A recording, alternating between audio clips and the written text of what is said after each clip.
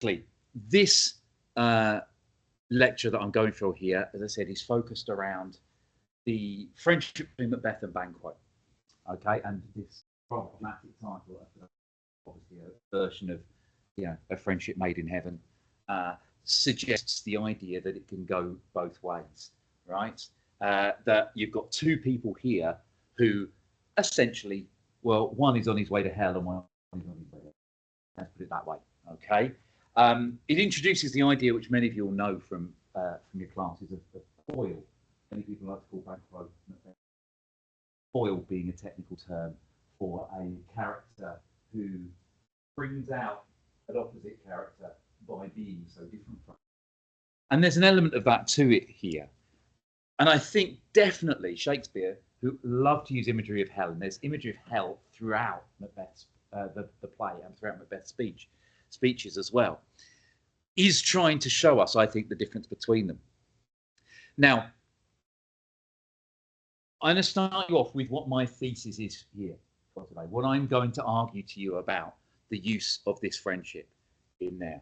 The idea that, first of all, Shakespeare is deliberately making Banquo a model of what Macbeth could be. Right? That's half of his point. Banquo is the person Macbeth could have been. Right? I'm also going that the difference in the choices that the two of them make illustrate for us the failings of Macbeth. So we can see what makes Macbeth, why Macbeth fails, because of the choices he makes that are different to Banquo. So he serves to show us what's wrong, particularly with Macbeth. And also, I want to argue that Banquo in the book in the play is the true model of kingly qualities. We get three kings in the play. Okay, Duncan at the beginning, then Macbeth take over him, and then Malcolm at the very end. But for me, the model of a king is Banquo, who never becomes one. I'll argue that to you as well. So that's my thesis that I'm going to argue for you today. And it relies on the idea at the heart of Macbeth and Banquo being presented as similar enough. I said foils just now, but actually the fact that they're virtually parallel characters. Okay, right? For example, Macbeth is presented as a hero in battle. You know, at the beginning. And so Banquo, in those opening speeches, yes, Macbeth is talked about by that captain, but then when he carries on talking, he talks about Macbeth and Banquo fighting together. When Ross comes in, Macbeth and Banquo, both heroes at the same time. Maybe Macbeth slightly more, but they're both established the same way at the beginning. They're both clearly established as ambitious. Don't have to argue with Macbeth that. With Banquo, again, I would say to you, look carefully at his first reaction to the witches. He asks them, he says, hang on, what about me? That's an ambitious man. Okay? What about me? What am I going to get? And throughout the play, he comes back to that idea of his children going to become kings. He's keen on it. He wants it to happen.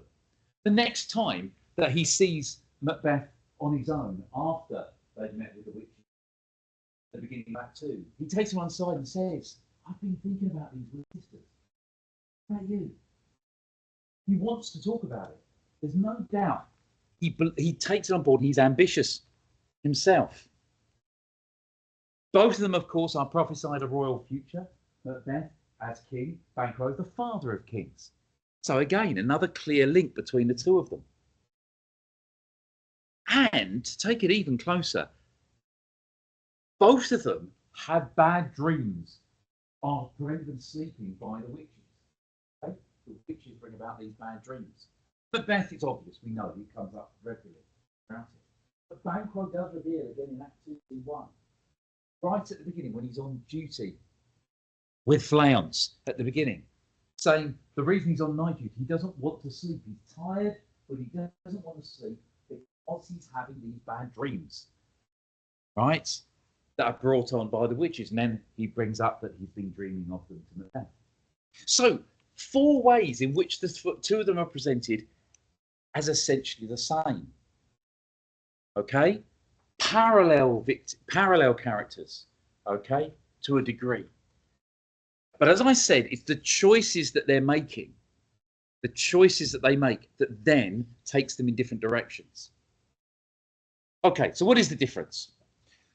Let's look at a few examples. Let's start with that one, scene 3, the scene where they do meet the witches. And this is after they've met the witches. After the witches have gone, they have a quick conversation about, you know, was all that real? Was that going on? Then Macbeth is, in one of Shakespeare's very dramatic moments, paid the fame of Cawdor. So one of the prophecies of the witches has come true. Shock, horror, both of them. Banquo, if you notice, actually the one who acts first. He's the one who says, before Macbeth. They're both immediately taken aback by this idea. Then a few seconds later, they have a side conversation to each other, where Macbeth turns to Banquo and says, do you not hope your children will become kings then, if this is happening to me? And Banquo says, maybe, but it's strange.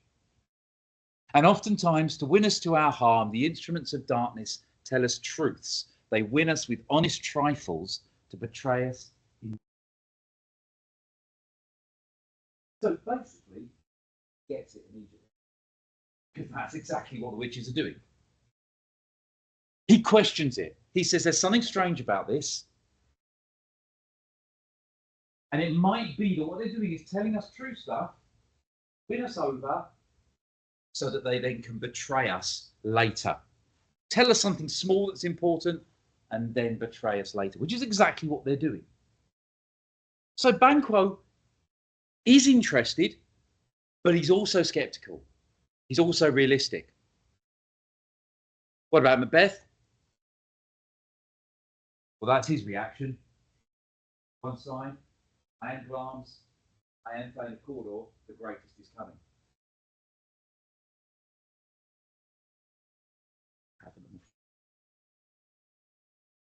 Else has.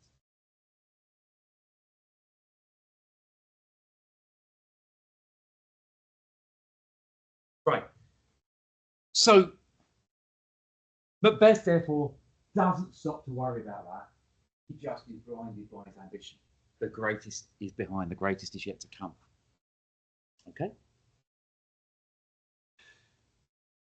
That's Act 1, Scene 3. So we see the difference in their initial reactions. He's skeptical, Banquo, Macbeth just dives straight in. Okay? And what about the following scene? It's not a scene that often people pay as much attention to. The scene in which Duncan praises the two of them for what they've done in the war, and then pronounces Malcolm to be his successor, the Prince of Cumberland. It's that scene. It's subtle, this one, but I think it's an interesting one. When they are replying to Duncan's praise, Macbeth replies with this: the service and the loyalty I owe in doing it pays itself. Yeah. Blah, blah, blah, blah. No depth to that at all, is there? That is pure, toadying up. Oh, the service and the loyalty I owe is just enough. I don't need any more. Doesn't sound realistic, doesn't sound reliable, doesn't sound feasible at all. It doesn't sound like he means it. But Banquo says, okay, but if I grow here, then the harvest is yours. If I am growing in the way that you're saying, if I am producing good things in the way that you're saying, then you get the harvest. He's using a metaphor, an interesting metaphor there. Whatever I grow, you benefit from. So rather than just saying your praise is good enough, literally offering Lord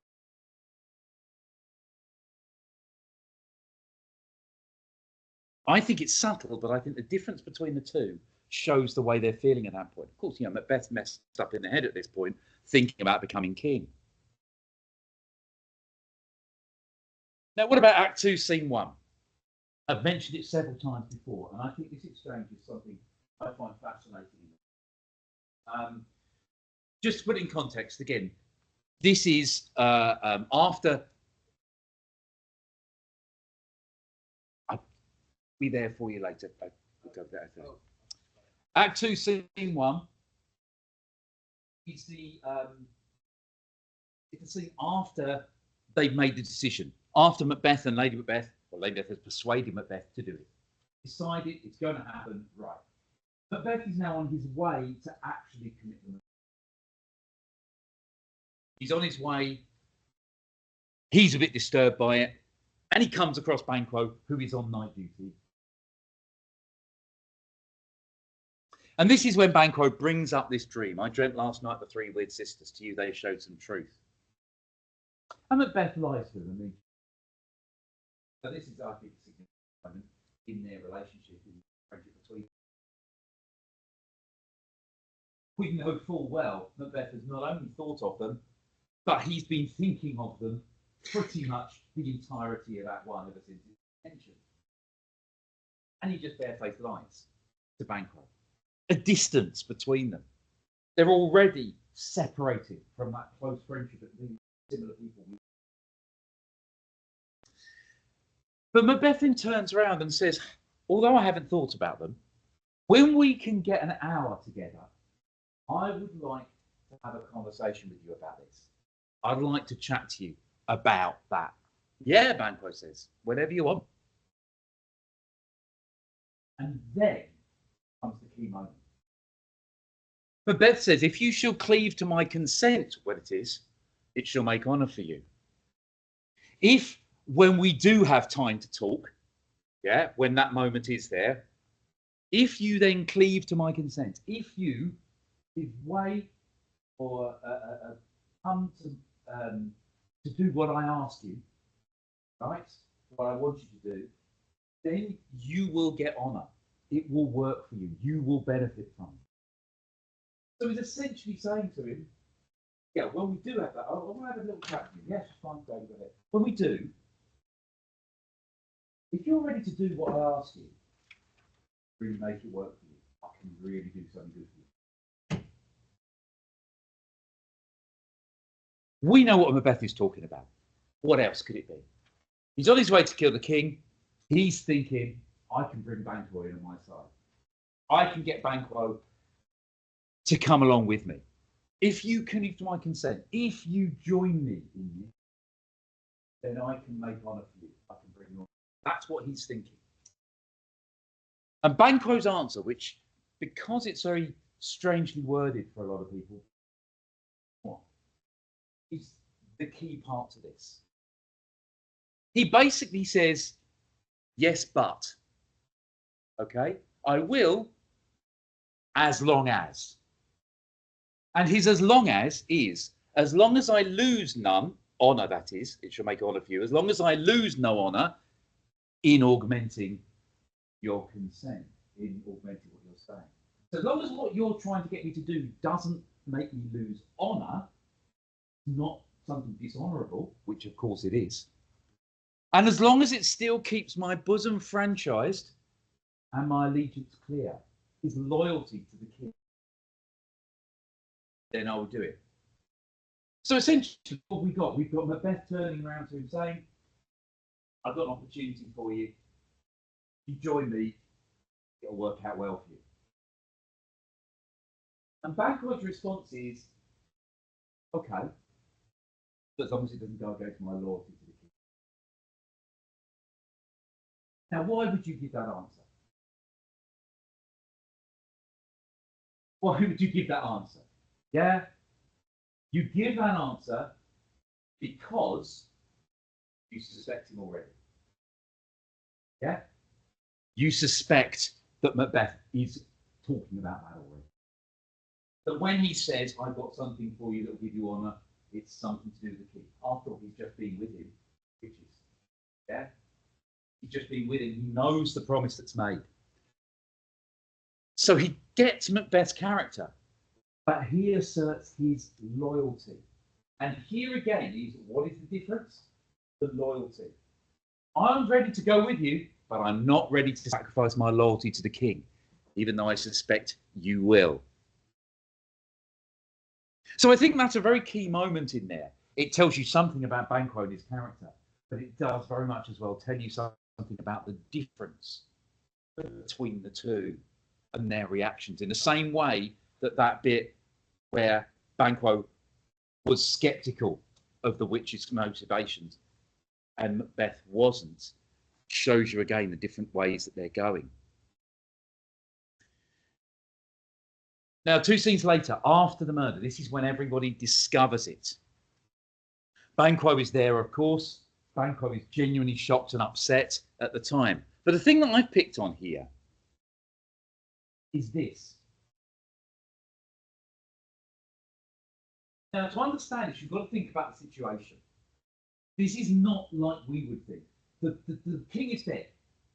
Therefore, the king now has no power whatsoever. He's of no importance. He's dead. Right? It's dangerous. It's a dangerous situation. I often think of, there's a scene in the book and very well dramatised in the TV version of the book Wolf Hall by Hilary Mantel, which is about Henry VIII and his court and Thomas Cromwell. And there's a scene in it where Henry VIII has fallen off his horse and he's unconscious and he's laid out on a table in a tent.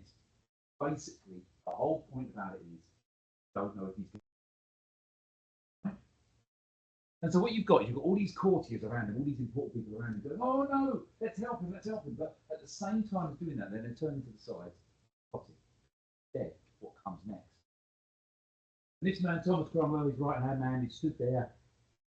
He knows everybody else hates him around. So he's looking concerned, but he's talking to his man, his servant, and saying, get the horses ready. Dead. He dies. We've got to go immediately. And this is the situation in this kind of royal intrigue. The king is dead. The power is no longer with the king. Who's the power with? The person who killed him. The person who killed him has the power. Okay? And therefore, it's actually in everybody's best interest, who's there probably, to not act against the person who's done this, to be ready to be on their side, but not Banquo. Banquo stands up and he says this, okay, fears and scruples are shaking us. We're scared, we're worried about what's right, what's wrong, but in the great hand of God, I stand, and therefore, against the undivulged pretense, I fight of treasonous malice. I am going to fight the person who did this. I'm going to fight against treason. He's standing and declaring his loyalty to the dead king and to bring to justice the person dead. He doesn't need to do that, but that tells you everything about Banquo. Following on from that, everyone agrees with him, but he's the one who says it. Macbeth, of course, has just actually killed him, so there you could actually go further apart. It leads to the part where Macbeth actually is king. Now, what I find interesting here, we know, because we know the play, we know that Macbeth then sees Banquo as a danger, right? And decides he has to have him killed because he knows, he suspects him, right? He is the person who understands, who heard what the witches say.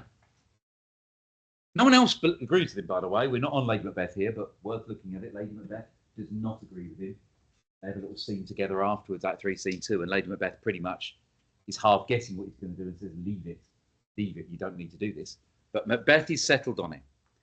Now, is Banquo a threat to him? Well, the act starts, the scene starts with a soliloquy for Banquo. Only soliloquy that anyone outside Macbeth and Lady Macbeth get.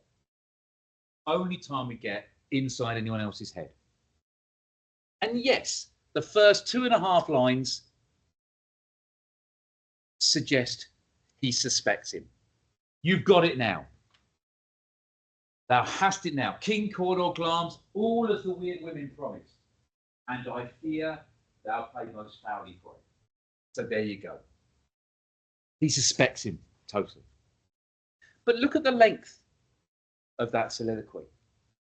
And he doesn't mention it again after that. The soliloquy is only partially about that. Most of it is about, if that's true for you, if this has all come true for you, maybe it's going to come true for me. That is what the majority of that soliloquy is about.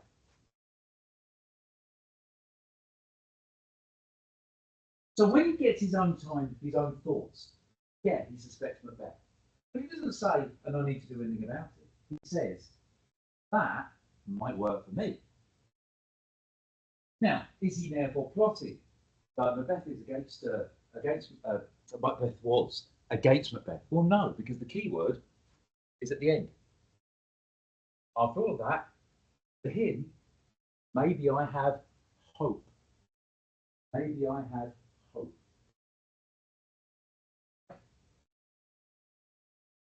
Not expectation, not I need to do something about this, like Macbeth did, but maybe there's a hope for me. And there, in probably as much as anything else, is your difference between the two.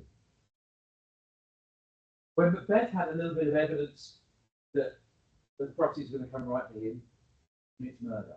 Okay, he's pushed into it a little bit, but he commits murder to do it. When Banquo has a bit of evidence it's going to work for him, he goes, oh, maybe it'll come true for me. I can only hope. Banquo is as ambitious as him, but what has he got? He's got loyalty. We've seen all the way through. Even now, he seems loyal to Macbeth, even if he doesn't trust him. Meanwhile, when we get Macbeth's soliloquy, he just starts. To be this is nothing, but to be safely this. Being king is nothing, I need to be safe as king. His ambition is so rabid that he's not actually happy being king. He has to get rid of everything that's against him. There's our difference.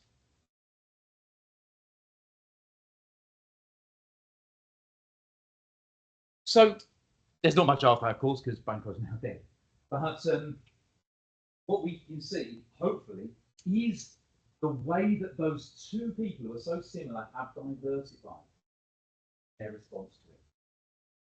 Banquo is skeptical, but ambitious. Banquo is loyal, suspicious of Macbeth,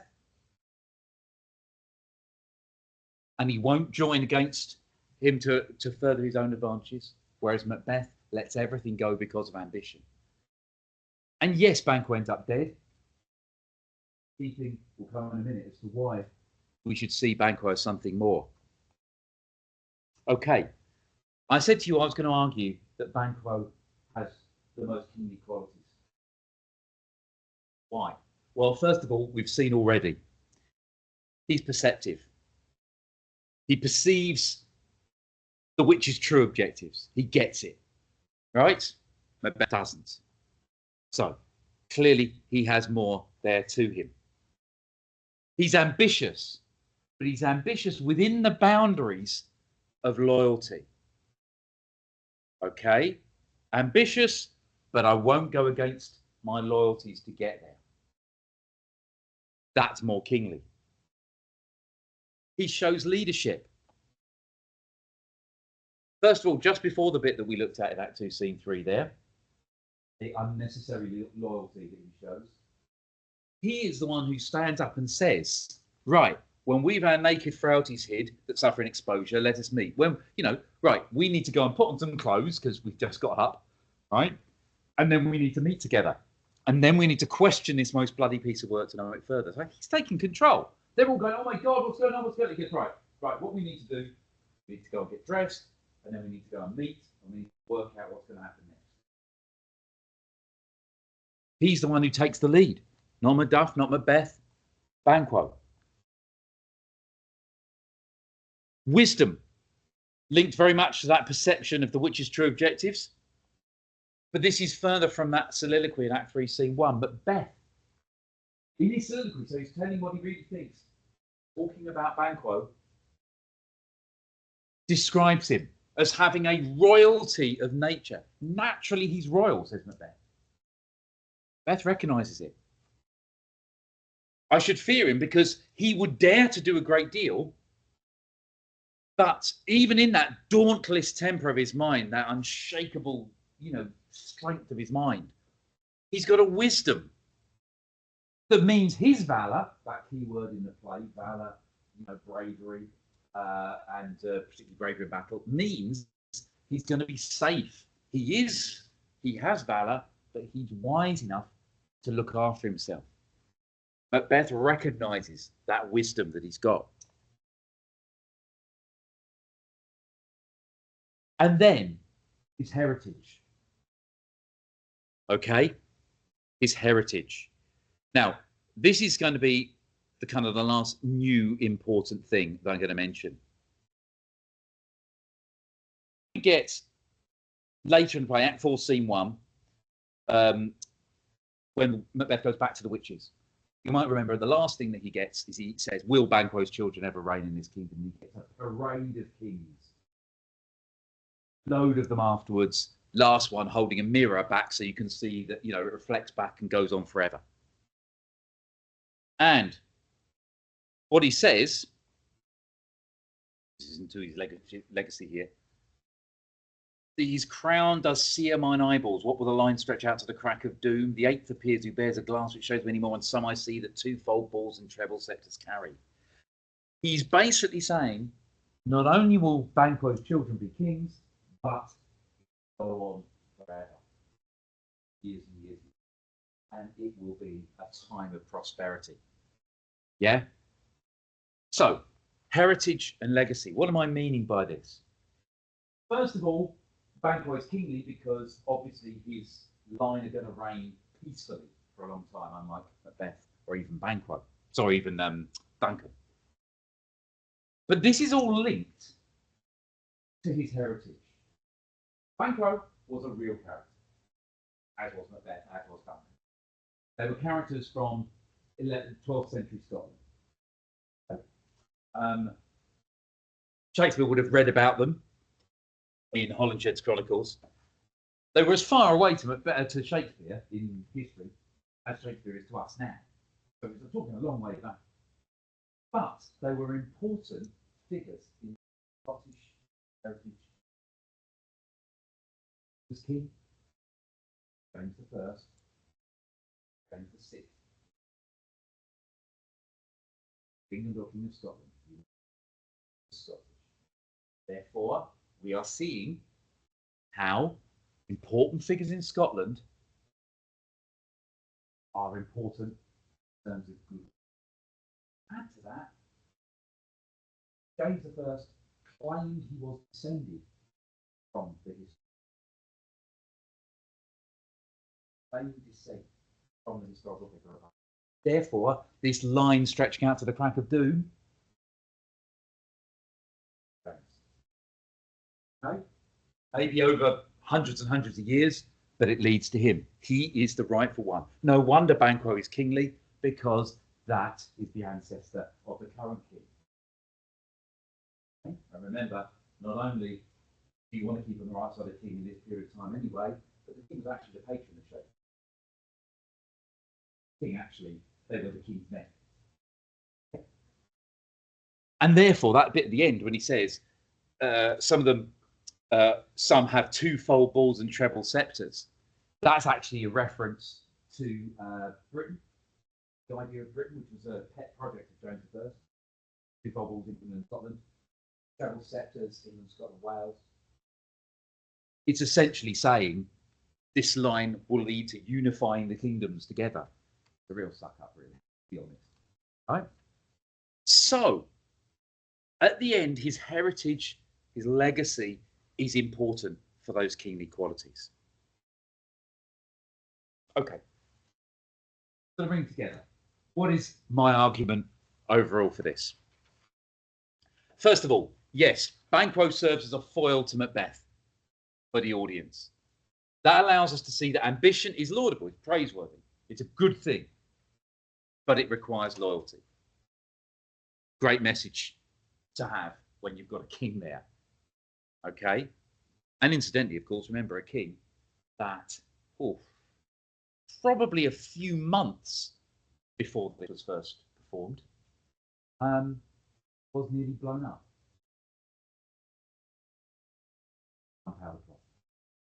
So to suggest that you need to be loyal with your ambition is a pretty good message to give at this point in time. In fact, we might say in a play about the nature of kingship, and I would argue it is, partly at least, about what makes a good king, he appears to be a more able potential leader than all three kings within the play.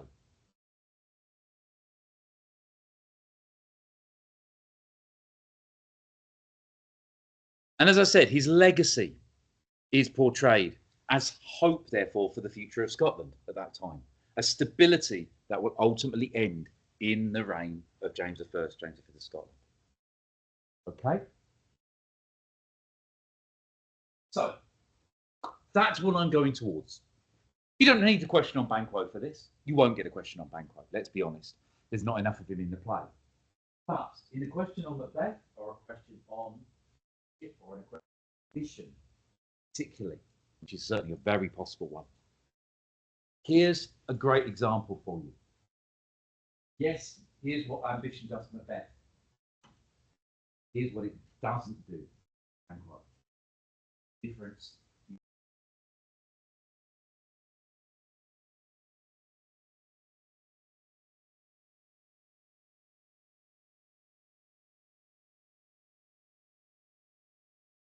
Okay,